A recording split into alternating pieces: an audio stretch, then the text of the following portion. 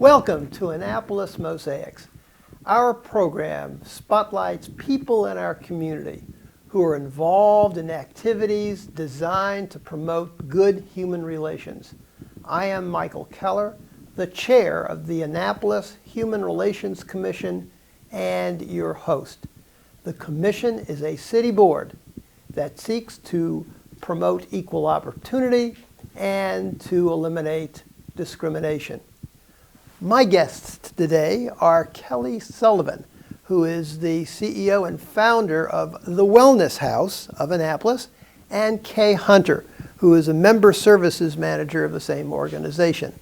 Kelly and Kay, welcome to Annapolis Mosaics. Thank you. Thank you, Mike. Well, let's start by talking about the mission of Wellness House. What is it? I guess I'll start, but our mission is to provide strength and support services for all of those who are living with cancer, and that includes a cancer patient and their loved ones. And so loved one is defined as really anyone who's caring for that person and involved in helping them through the cancer process. And all of our services are non-medical, and they're really designed to provide that strength and support so that while they're going through the medical treatment process, that they can do so in a stronger way. And all of our services are free of charge, completely free of charge. Organizations often have a story to tell about how they came to be. What is the story of the Wellness House? So I am a plastic and reconstructive surgeon, and when I first came to town to Annapolis in 2003, I was seeing a lot of breast cancer patients for breast reconstruction, and I moved here from Atlanta, where I also did similar surgery, but it was the patient population was a little bit different, slightly older, and a lot of the patients I was seeing here in Annapolis were quite young and had small children. And a lot of my cancer patients I got to know very, very well over a period of time because the reconstructive process takes a while. And I was hearing over and over again from my patients that they were in need of support services that they were not finding here in Annapolis, specifically support for their families, for their children, how to talk to their children, 6-year-old, 8-year-old, 12-year-old, teenager, different ages about what was going on and should they explain it to them. How do they communicate with their bosses if they were working? How do they get through it, kind of the non-medical side of it. If they're going to lose their hair, where can they go to get their head shaved and not have everyone staring at them? How do they talk with their spouse? So a lot of these questions. So I didn't know because I was new to town, and I went online and looked for these types of services and really couldn't find what they were asking for. And I was a member of the Annapolis Rotary Club, which is a great service organization. And so I went there thinking that was a great place to start. And they said, no, nothing like that's available. And we started brainstorming, and I said, hey, is this something that we can do? Can we create this? And so the initial 8 board members, the founding board members, were all Annapolis Rotarians.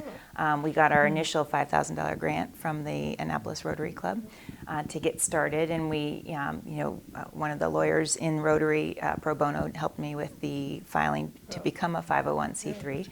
And so everyone just kind of stepped up, and we had just an incredible group of supporters who were willing to help us make it happen. And so that's where we started, and then our community has just really adopted and fostered the growth, and we've really just become what our community needs, and I think that's something we really focus on. It's such a community of people who come there, and to be able to now, from where Kelly had started before the house was donated to us by Janet Richardson Pearson and Bill Pearson, where the Wellness House is now off of Spa Road on Mascue Farm. The setting is just this magnificent setting of a beautiful old farmhouse.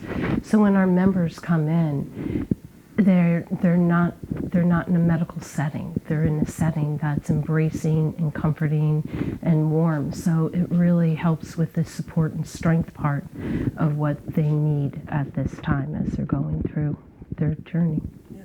The Wellness House does, and you alluded to this, seeks to fill the gap in services that are not provided by traditional health care, and You offer, I think, over 35 free programs and services to cancer patients and their families, ranging everywhere from diagnosis to survivorship issues. So I'd like to do is I'd like to talk about each of, not necessarily every single one of them, but I'd like to talk about them in groups and let you elaborate on them. Well, let's start with counseling. We have a very strong counseling program. All of our counselors are all certified counselors that come in, and right now we have 3 very strong counselors who come. And we have individual counseling, we have one-on-one counseling, we have counseling for children, as well as we have couples counseling. And the counseling, I mean, it is just imperative that some of these people have some of this support, and it is something that they can come, today and just say, oh my heavens, I don't know what to do, and there's someone available for them, pretty much right away, that they're able to have that service for the counseling. And the counseling kind of tips into the same process with the support groups, because the support groups are also run by counselors. And, right now we have actually 7 very active support groups that we're doing. And, they touch on a lot of different subjects. We have the survivors support group, another one called What's Next, a men's support group that is a very strong, powerful group. Right now, the program director, her name is Betsy Jenkins, she's doing another support group for advanced cancer right now, for patients with advanced cancer. And then the other support group, as well as the kids program, that we support the children very strongly, and it's Kids Coping that we have. I think our viewers would really like to hear a little bit more in detail about the children's program. Could you elaborate on that? Sure, I'll start. We started with a children's program that was a 6-week program that was designed to help children understand what is cancer, what does it mean, kind of learn the language, also understand what might happen to mom or dad or sibling or grandma or grandfather who has cancer, so that they can anticipate it, and then learn how to communicate their fears, their concerns, their questions, learn how to journal, learn how to understand that emotions are okay. It's okay to be scared, it's okay to be angry, it's okay to, but just really open up that communication, and also to help children understand it's okay to be happy. If mom or dad has cancer, that's sad, but we still want kids to be kids and have fun and play. And so we've evolved based on our community, and we offer right now a 1-week summer camp called Follow Your Rainbow. Paint Your Rainbow is the camp, and then Follow Your Rainbow comes from that. So Paint Your Rainbow is our camp, and it's the rainbow, the colors. So the colors are equated to emotions, and so each day there's another color and another emotion.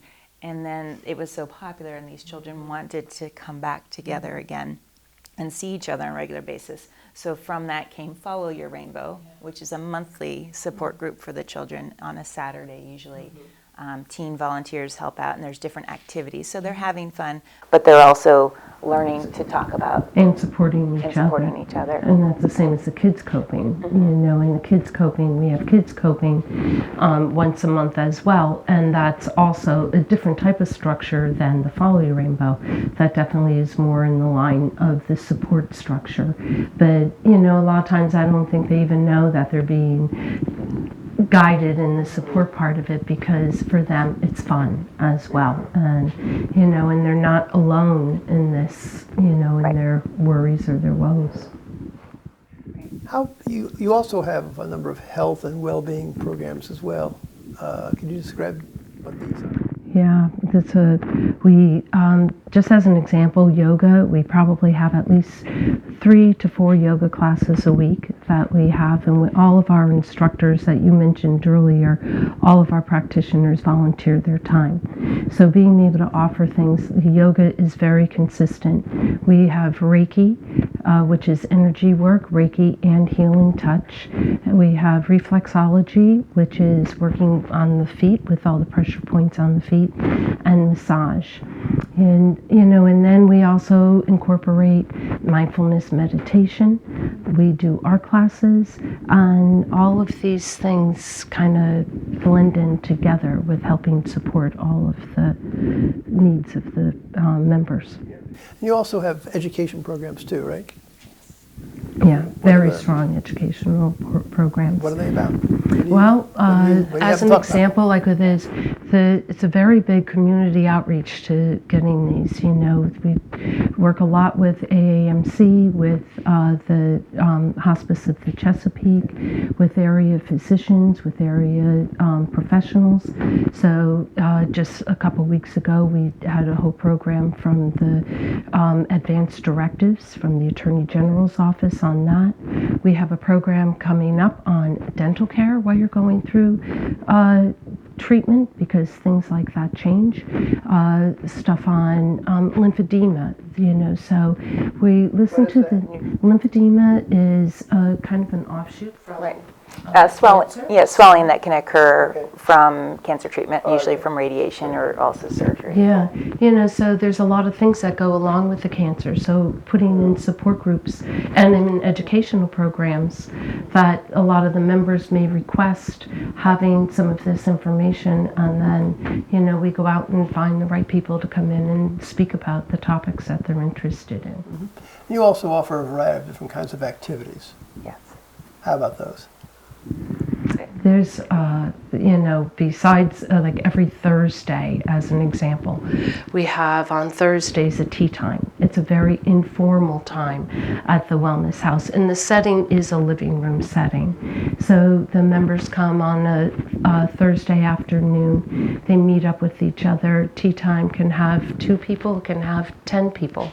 They stay an hour, they stay 3 hours. It's a beautiful community. The other activities that we have are, like I was saying before, the art classes, the gardening. We just did a beautiful flower arranging last week. So we're always having things that members feel that they're part of a group. And member picnics. Picnics. We have a great picnic in the spring and Yeah. one in the summer as well. We have member events such as we have the barbecue, we have the Italian day that we do an Italian night. We do a pampering day for, you know, just kind of pamper our members for one day in the winter. So we try and put in a lot of events that are. And I'd say a lot of these events, and we're so fortunate that our community is so supportive, because there will be restaurants that say, hey, they'll donate food so that we can have a dinner for our members, excuse me, or we can go on a boat, send some members on a boat cruise or to the symphony, or we've had some opportunities where the community will say, hey, we have 10 tickets to something, can you give these to some of your members? And that's a nice thing that we can do for families who are dealing with cancer. We're going to take a break now, but when we return, I'll be speaking in more detail with Kelly and Kay about the Wellness House of Annapolis.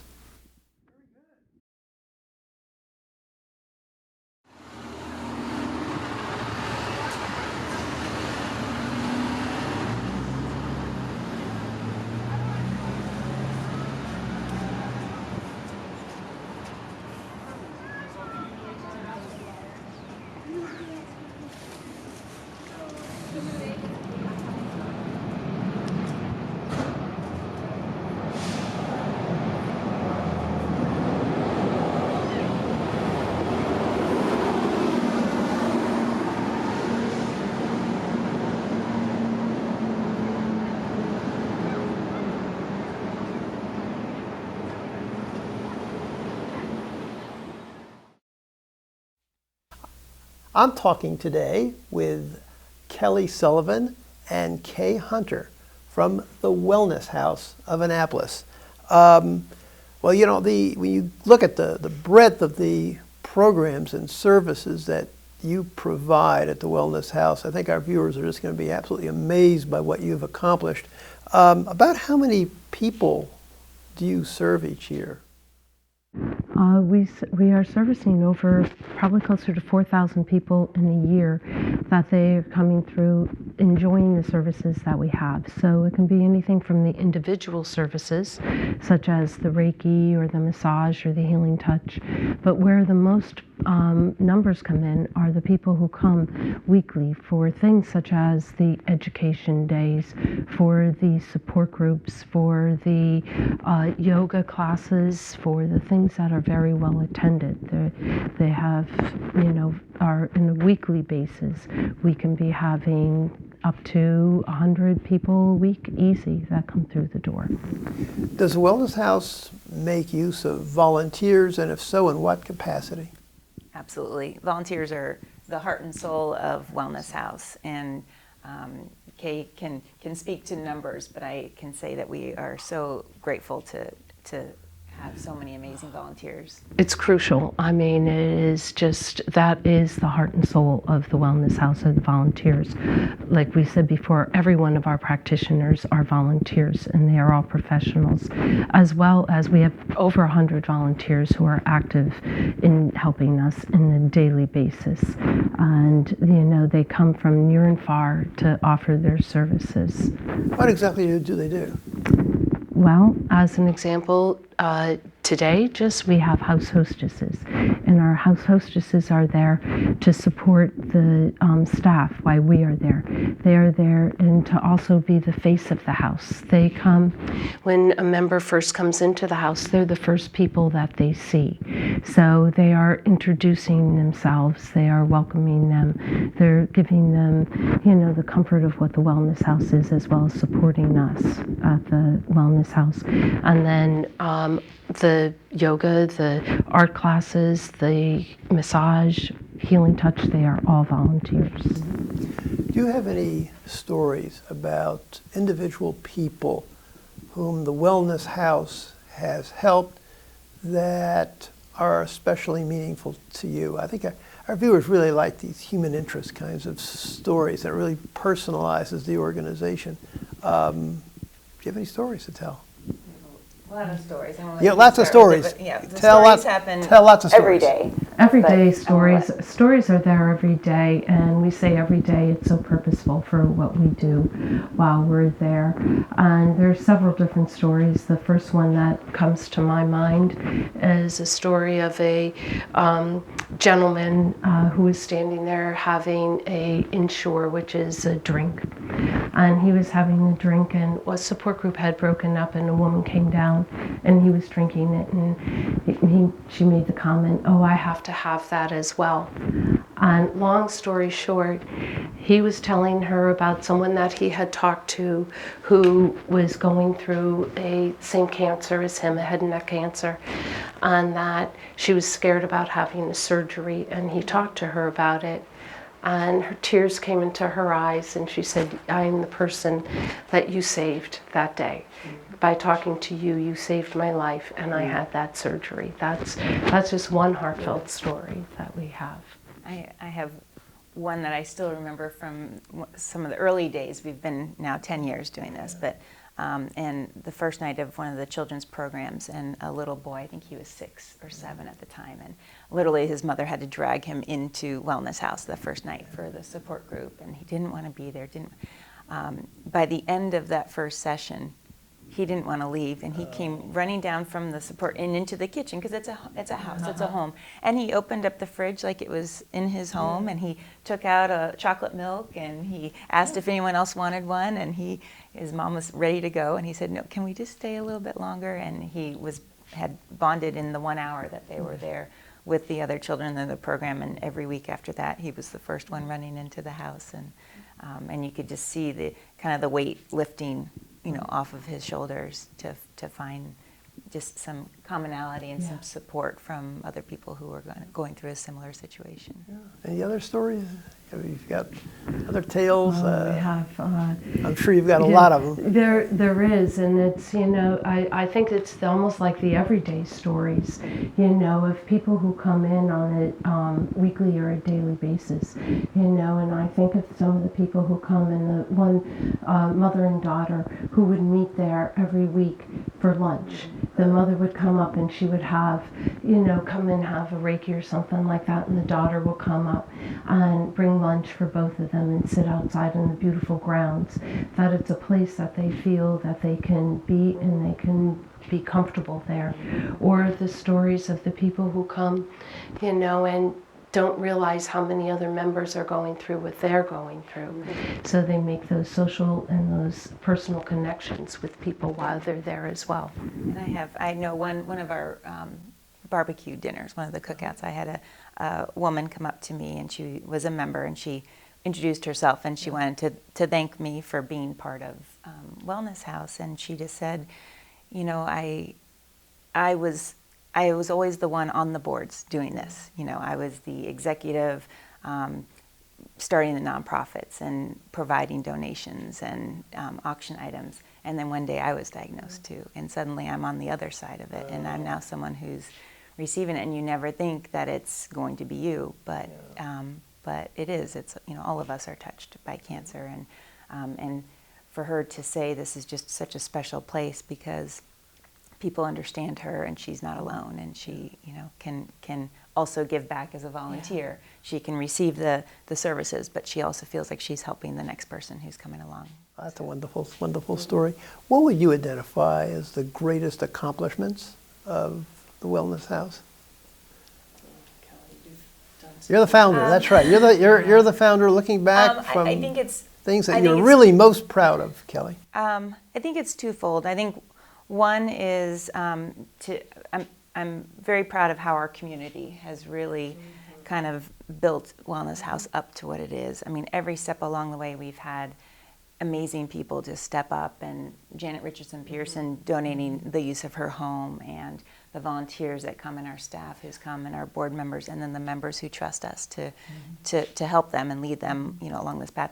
I'm proud of the community that we have that's able to support and the donations that come in. We don't charge for any of our services, right. And we don't bill for any services. So it's all 100% because of volunteers and donations. And so I'm proud of our community that we've been able to do this, because at the very beginning people said, you can't do it. If you don't bill or you don't charge for services, it can't be done. And so I'm proud that has happened. And then I'm proud that we have helped so many people in such an important way. We never know what's going to happen, and we can't control the future, the outcomes, but we can help people live and live in the moment and enjoy every day, and have that camaraderie and that support, and know that they're not alone, and to kind of live with hopefulness, and and it's just to see that at the house. It's a beautiful place, and it's just a very special place. I'm proud of what it is. Yeah. Well, even though you do not charge for your services, and the services are all free, any organization needs to have a source of funding in order to keep it going. It's just absolutely essential.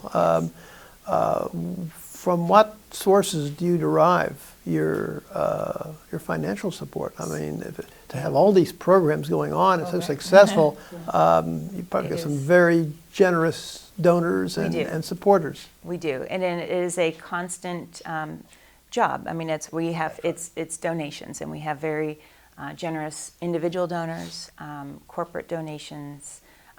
Sometimes items are donated. We'll put a wish list up on the website to ask for, we need a printer, or we need supplies.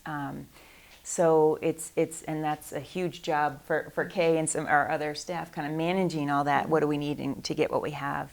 But money from individual donations, and then events. We do have 2 events a year that we host. One in the spring is a clay shoot, which is a fun day over at Pintail Point, and so we raise money from that, both through corporate sponsorships, auction items, and also attending the event. And then at the end of the summer, we have a boat cruise called Anchors Away, and that's also, again, same idea. So we really rely on those 2 events, to help drive both awareness of who we are, what we're doing, but also fundraising. But then, doing the phone calls and the annual appeals and and we're just and the grant work, and we do write grants, and there's a lot of, again, great local organizations that have grants that we try to tap into. But also, just hoping that people hear what we're doing and understand that if that's something that they do want to support, that the donations really go right to Yeah. our members. We've had some terrific third-party donations as well, and some of it we don't even realize that people are doing it on the side, and all of a sudden we'll receive, a couple $1,000s from a swing team that, they were out there doing it, and they don't even let us know, and they know that the needs that we have, and we have a lot of wonderful third-party donations as well. I know you're assisted by a lot of different community groups as well that really help you. Can you tell us a little bit about those? There's quite a few things in the community that support us. Just as an example, Origins, which is a place over by the mall, they sponsor as far as coming to help us with the women who are going through this with some of the hand massages or makeup ideas or skincare ideas that people could have. Some of the other sponsors, restaurants, have been really, really terrific with if we call on them to support us with our kids groups and offering meals for things that we might have and events that we might have going on at the house. I am sure that many of our viewers are going to want to learn more about Wellness House. Individuals who might want to become a volunteer, individuals who are somewhere along that spectrum in terms of experiencing cancer, individuals who have family members who are affected by it, just a host of things. How can individuals get in contact with you? I know you've got a website, and what is the URL of that website? It is. Go ahead. It is www.AnnapolisWellnessHouse.org. And we also, they're welcome every Thursday as well. We have a Welcome to Wellness House orientation at 1:15 every Thursday that we welcome anyone to come in, and we give them a special tour of the house. Okay. Is there an email address they can contact you at, and a phone number, or anything like it? It would be admin@AnnapolisWellnessHouse.org. And I'm sure you've got a telephone number. Could you tell us what that is? 410-990-4901 is our phone number till we can be reached. Thank you for viewing our program today, and please join us again on Annapolis Mosaics. If you would like to have more information about the Annapolis Human Relations Commission, please jot down the information on your screen. You can reach us at 410-263-7998 or by email at hrcommission@annapolis.gov. Or check out our page at the City of Annapolis website. Go to www.annapolis.gov, click on City Government, then Boards and Commissions, and then you can scroll down to the Human Relations Commission page. And always remember the words of Dr. Martin Luther King Jr., who said, "We have flown the air like birds and swum the seas like fishes, but have yet to learn the simple act of walking the earth as brothers and sisters."